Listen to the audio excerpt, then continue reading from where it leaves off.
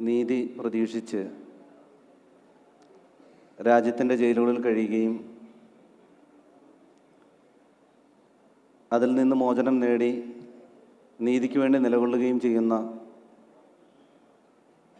കുറേ ധീരരായ പോരാളികളുടെ സംഗമവേദിയാണ് സോളിഡാരിറ്റി ഇവിടെ ഒരുക്കിയിട്ടുള്ളത്. അത്തരം അനുഭവങ്ങളിൽ കേരളത്തെ സംബന്ധിച്ചിടത്തോളം ഏറ്റവും സുപ്രധാനമായ ഒരു ലിറ്റ്മസ് പേപ്പറായി കണക്കാക്കാവുന്ന ഒരു കേസാണ് പാനായിക്കുളം സിമി കേസ് എന്ന് പറയുന്നത്. ആ കേസിനെ സംബന്ധിച്ച് നിരവധി ഘട്ടങ്ങളിൽ നിരവധി തവണ പറയുകയും കേൾക്കുകയും ചർച്ച ചെയ്യുകയും ചെയ്ത ആളുകളാണ് നമ്മൾ ഓരോരുത്തരും. നിലവിൽ വളരെ കുറഞ്ഞ സമയത്ത് ആ കേസിനെ നമ്മുടെ മാധ്യമങ്ങളും പോലീസും കൈകാര്യം ചെയ്ത രീതി മാത്രം പറഞ്ഞ് ഈ സെഷൻ ഇവിടെ വൈൻഡപ്പ് ചെയ്യാം എന്നാണ് ആഗ്രഹിക്കുന്നത്. അതിലേറ്റവും പ്രധാനപ്പെട്ടത് 2006 ഓഗസ്റ്റ് 15 ആണ് പാനായിക്കുളത്ത് ഈ സംഭവം നടക്കുന്നത്. അന്നത്തെ നമ്മുടെ രാജ്യത്തിൻ്റെ ലോകത്തിൻ്റെയൊക്കെ ഒരവസ്ഥ നമുക്കൊക്കെ അറിയാം. ഇന്നത്തെ പോലെ ധാരാളം ചാനലുകളോ സോഷ്യൽ മീഡിയ സംവിധാനങ്ങളോ ഒന്നും ഉള്ള കാലമായിരുന്നില്ല 2006 എന്ന് പറയുന്നത്. കേരളത്തിൽ തന്നെ 1-2 മലയാളം ചാനലുകളാണ് അന്നുള്ളത്. അതിനപ്പുറം വാർത്തകൾ വന്നാൽ പത്രങ്ങളിലൂടെ മാത്രം അറിയാൻ കഴിയുന്ന ഒരു കാലമായിരുന്നു 2006 എന്ന് പറയുന്നത്. ആ സമയത്ത് നമ്മുടെ മാധ്യമങ്ങൾ, നമ്മുടെ പത്രങ്ങൾ ആ വിഷയം കൈകാര്യം ചെയ്ത രീതി നിങ്ങളുടെ മുമ്പിൽ നിങ്ങളെ പരിചയപ്പെടുത്താം എന്നാണ് ഞാൻ ആഗ്രഹിക്കുന്നത്. ഇതാണ് 2006 ഓഗസ്റ്റ് 17 പുറത്തിറങ്ങിയ മംഗളം പത്രത്തിലെ വാർത്തയാണ് നിങ്ങൾ കാണുന്നത്. 2006 ഓഗസ്റ്റ് 15 അല്ലെങ്കിൽ 2006 എൻ്റെ പ്രായം എന്ന് പറയുന്നത് 25 വയസ്സാണ്. ആ പ്രോഗ്രാമിൽ അറസ്റ്റ് ചെയ്യപ്പെട്ട പ്രോഗ്രാമിൽ പോലീസ് പിടിച്ചുകൊണ്ടുപോയ ആളുകൾ 17-കാരനായ സാലിഹ് എന്ന് പറയുന്ന ചെറുപ്പക്കാരൻ മുതൽ 25-കാരനായ ഞാൻ വരെയുള്ള ആളുകളാണ് ആ കേസിലെ പ്രതികളാക്കപ്പെടുന്ന ആളുകൾ. അവരാരും മുമ്പ് മറ്റേതെങ്കിലും കേസിൽ പ്രതികളായവരോ മറ്റേതെങ്കിലും ആ പ്രോഗ്രാമിൽ പങ്കെടുത്ത ആളുകളിൽ പോലും മുമ്പ് ഏതെങ്കിലും കാലത്ത് സിമിയുമായി ബന്ധമുണ്ടായിരുന്നവർ പോലും 3 പേരാണ്. ബാക്കി എല്ലാ ആളുകളും സാധാരണ വിദ്യാർത്ഥികളോ നാട്ടിലെ ചെറിയ ജോലികൾ ചെയ്യുന്ന ആളുകളോ ആണ്. പക്ഷേ ഈ പത്രത്തിൽ അന്ന് മംഗളം ഓഗസ്റ്റ് 17 പുറത്തുവിട്ട ഈ വാർത്തയിൽ നിങ്ങൾ ഹൈലൈറ്റ് ചെയ്ത ന്യൂസുകൾ ശ്രദ്ധിച്ചിട്ടുണ്ടാകും. അതിൽ 3-ാമത് കാണുന്നത് ആലുവ റെയിൽവേ സ്റ്റേഷൻ പ്രത്യേകം അടയാളപ്പെടുത്തിയ രൂപരേഖ പിടിച്ചു എന്നുള്ളതാണ്. ഒരു നുണയെ എങ്ങനെയാണ് പത്രവാർത്തയായി മാറുന്നത് എന്ന് നിങ്ങൾക്ക് ആ ന്യൂസിൽ കാണാം. എന്തിനാണ് ആലുവ റെയിൽവേ സ്റ്റേഷൻ്റെ മാപ്പ് ഒരാളുടെ കയ്യിൽ നിന്ന് പിടിക്കപ്പെടുക എന്നുള്ളത് ആ വാർത്തയുടെ ബാക്കി ഭാഗങ്ങളിലേക്ക് പോകുമ്പോൾ നമുക്ക് മനസ്സിലാവും. അടുത്തത് കണ്ടാൽ പിടിച്ചെടുത്തവയിൽ പാകിസ്ഥാനിൽ നിന്ന് ലഭിച്ച പുസ്തകങ്ങളും കാശ്മീർ ഇല്ലാത്ത ഇന്ത്യയുടെ ഭൂപടവും.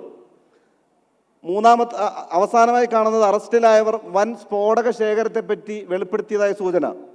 എൻ്റെ ജീവിതത്തിൽ 47 വയസ്സിലാണ് ഞാൻ നിൽക്കുന്നത്. എൻ്റെ ജീവിതത്തിൽ ഇതുവരെ വിഷുവിന് പോലും പടക്കം പൊട്ടിച്ച് ശീലമില്ലാത്ത ഒരു മനുഷ്യനാണ് ഞാൻ.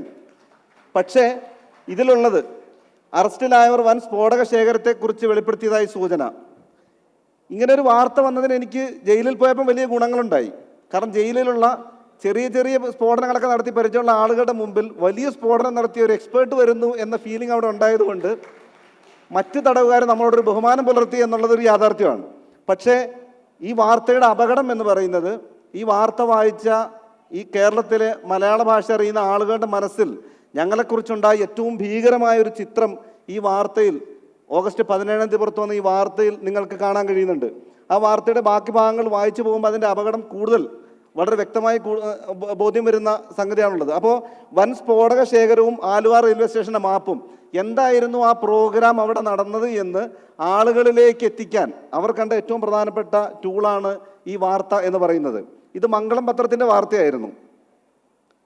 ഇത് മലയാള മനോരമ, മലയാളത്തിലെ മുത്തശ്ശി പത്രം എന്ന് പറയുന്ന മലയാള മനോരമയുടെ വാർത്ത നിങ്ങൾ വായിച്ചാൽ നിങ്ങൾക്ക് കാണാം. 2-ാമത്തെ പാരഗ്രാഫ് തുടങ്ങുന്നത് പോലീസ് നടത്തിയ ചടുലമായ നീക്കങ്ങൾ ആക്ഷൻ ത്രില്ലർ സിനിമയോട് കിടപിടിക്കുന്നതായിരുന്നു. 2006 ഓഗസ്റ്റ് 15 പാനായിക്കുളത്തെ ഹാപ്പി ഓഡിറ്റോറിയത്തിൽ വന്ന പോലീസ് സംഘം അവർ ഞങ്ങളുടെ അടുത്ത് വന്നു. ആൻ്റണി എന്ന് പറയുന്ന ASI ആണ് വന്നത്. ചില വിവരങ്ങൾ കിട്ടിയതിൻ്റെ അടിസ്ഥാനത്തിലാണ് ഞാൻ വന്നത് എന്ന് പറഞ്ഞു. എന്താണ് ഇവിടെ നടക്കുന്ന പരിപാടി എന്ന് ചോദിച്ചു. പ്രോഗ്രാം എല്ലാം അയാൾ നോക്കിയിട്ട് അദ്ദേഹം പറഞ്ഞത് കുഴപ്പമൊന്നുമില്ല, പരിപാടി നടന്നോട്ടെ എന്ന് പറഞ്ഞു. അയാൾ പുറത്തിറങ്ങി ഒരു 15 മിനിറ്റ് കഴിഞ്ഞ് വീണ്ടും അവിടെ വന്നിട്ട് പറഞ്ഞു മുകളിൽ നിന്നൊരു വിളി വന്നിട്ടുണ്ട്, നിങ്ങളുടെ ഡീറ്റെയിൽസ് ഒക്കെ എഴുതിയെടുക്കണം, അതിനുവേണ്ടി എല്ലാവരും ഒന്ന് സ്റ്റേഷനിലേക്ക് കൊണ്ടുപോവുകയാണ്, കുറച്ച് കഴിഞ്ഞ് നിങ്ങളെ അവിടെ നിന്ന് പറഞ്ഞയക്കും, വേറെ പ്രശ്നങ്ങളൊന്നുമില്ല എന്ന് പറഞ്ഞാണ് ഞങ്ങൾ അവിടെ നിന്ന് വിളിച്ചുകൊണ്ട് പോകുന്നത്. 3 തവണയായി പോലീസ് വണ്ടി വന്നാണ് ഞങ്ങളെ അവിടെ നിന്ന് വിളിച്ചു കൊണ്ടുപോകുന്നത്, സ്റ്റേഷനിലേക്ക് കൊണ്ടുപോകുന്നത്. അന്ന് ഈ പാനായിക്കുളം ഓഡിറ്റോറിയത്തിനിടയിൽ നിരവധി ഷോപ്പുകളുണ്ട്, കുറേ തിരക്കുള്ള കച്ചവട കേന്ദ്രമാണ്. അതിന് മുമ്പിലൊരു ക്രിസ്ത്യൻ പള്ളിയുണ്ട്, അവിടെയും കുറേ മനുഷ്യന്മാരുണ്ട്. ഇവരൊന്നും ഈ കേസുകളിൽ സാക്ഷികളായിട്ടില്ല. കാരണം ഞങ്ങളെ പോലീസ് പിടിച്ചുകൊണ്ട് പോകുന്നത് ഞങ്ങൾക്കെതിരെ കേസ് ചുമത്താനോ അറസ്റ്റ് ചെയ്യാനോ ഒന്നും ആയിരുന്നില്ല ആന്റണി സാർ കൊണ്ടുപോകുന്നത്.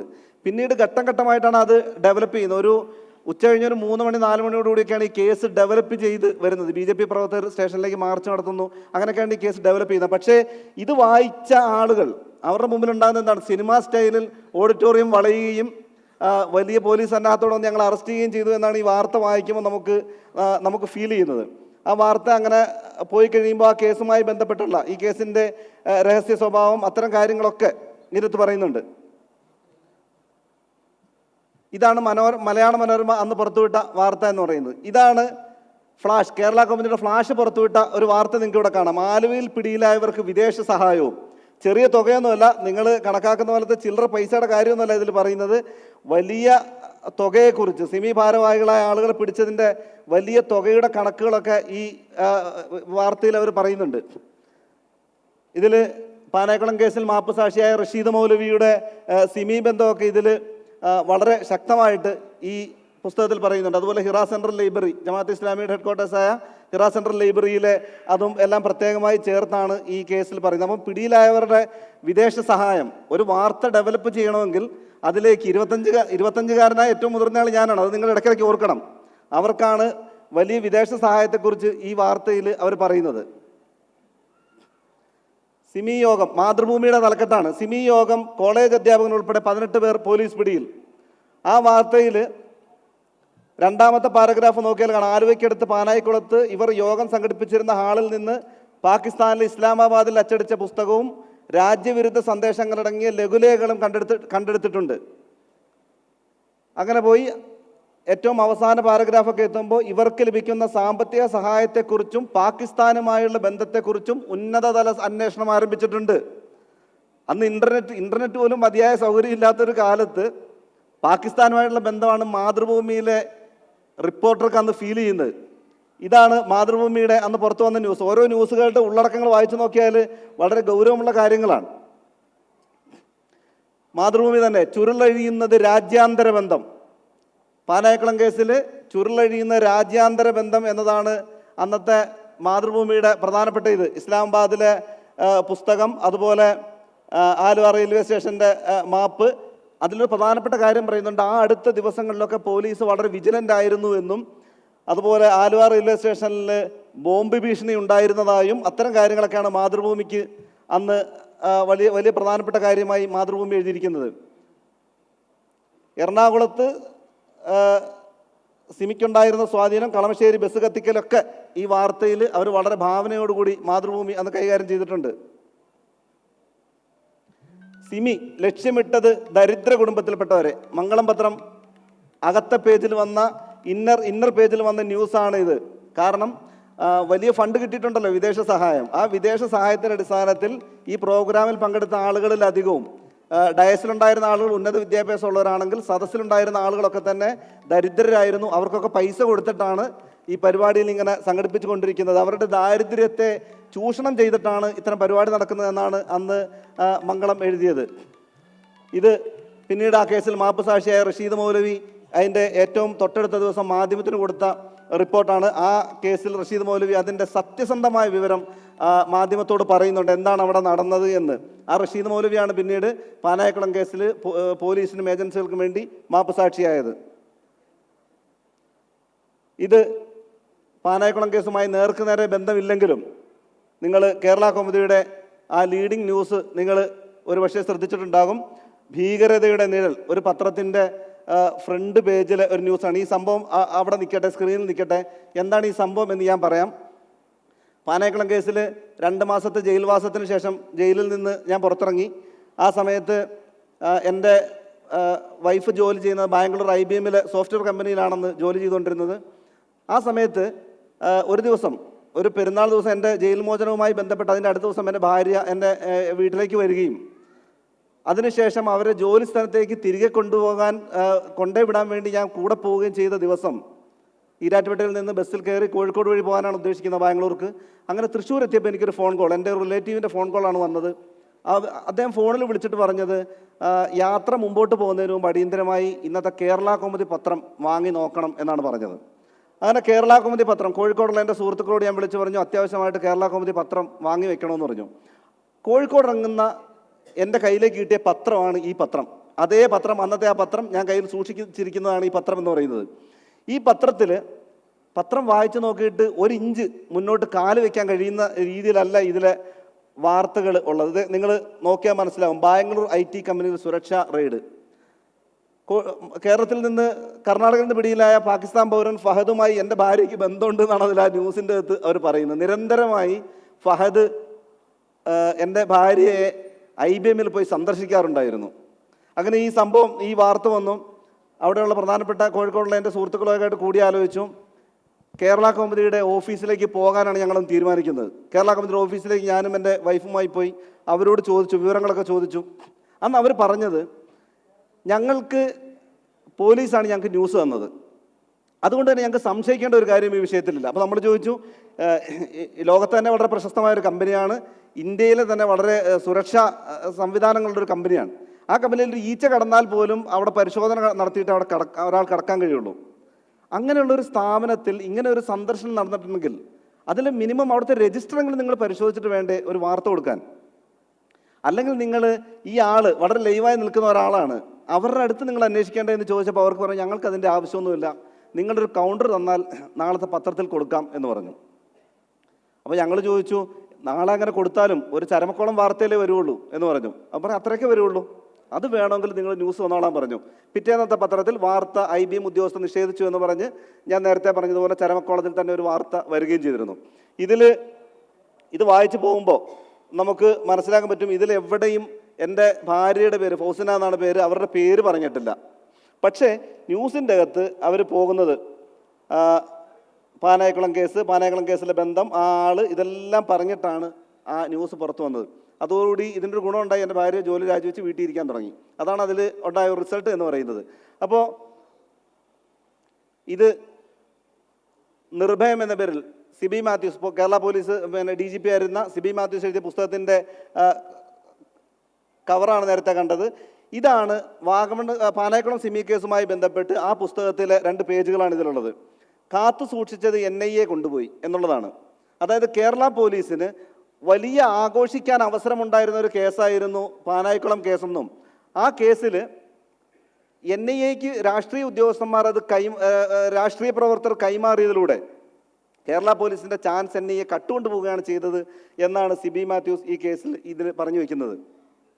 പ്രിയപ്പെട്ടവരെ, അന്ന് മാധ്യമങ്ങളും അതുപോലെ പോലീസും ഒക്കെ ആഘോഷിച്ച ഈ കേസ് എന്ന് പറയുന്നത്, പാനായിക്കുളം കേസ് എന്ന് പറയുന്നത് വലിയ ഫാബ്രിക്കേറ്റഡ് ആയ ഒരു സാധനമായിരുന്നു എന്ന് വിചാരണ കോടതിയിൽ വളരെ നല്ല നിലയിൽ കേസ് നടത്തുകയുണ്ടായി. പക്ഷേ ആ കേസ് കഴിയുമ്പോൾ ഞങ്ങളെല്ലാവരും വെറുതെ വിടും എന്ന് ഞങ്ങൾക്കൊരു പ്രതീക്ഷയും ഉണ്ടായിരുന്നില്ല. കാരണം കേസിൻ്റെ ട്രയൽ ആരംഭിച്ച ആദ്യ നാളുകൾ തന്നെ, ആദ്യത്തെ ആഴ്ച തന്നെ NIAയുടെ ഒരു ഓഫീസർ എന്നോട് പറഞ്ഞു,